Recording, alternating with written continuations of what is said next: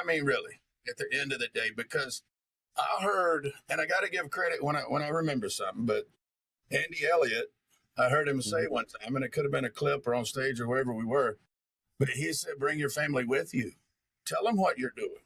What did you get with them?" Mhm. But like, and teaching them how to budget their money and Mhm. invest. So, what are some stories? We've talked a little bit, and you've told us, but what about your kids? Give us a basketball. Give us a story about Jim as a family guy.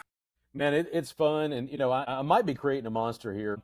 I started taking Castle to the bank with me when he wasn't even big enough to walk, and I've been banking with the same people since I was 6 years old. I opened my checking account when I was 6 years old, Yeah. and the same lady that opened my account still works at the bank. Wow. So, it's about relationships for them. So, big shout out to the team at Ashland City Pinnacle Bank. I mean, they're just fantastic people. And I started taking him to the bank with me.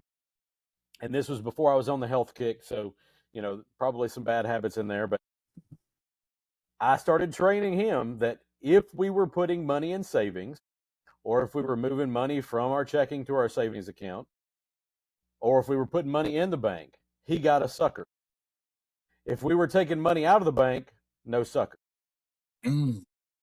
Like I say, I'm not saying that this is what everybody should do, but I started teaching him that early. And then, I also started teaching him what investments look like. Mhm. And so at 11 years old, he's a whiz on, say, the Dave Ramsey investment calculator. He knows how much money is in his Roth. He knows what it potentially is worth, and he knows what he can do to change that. And so, this year, so I got him a lawnmower about 5 years ago. So you're talking about a 6 year old with a lawnmower. Nice. And, I did that because I wanted him to very early have a job, not just around the house.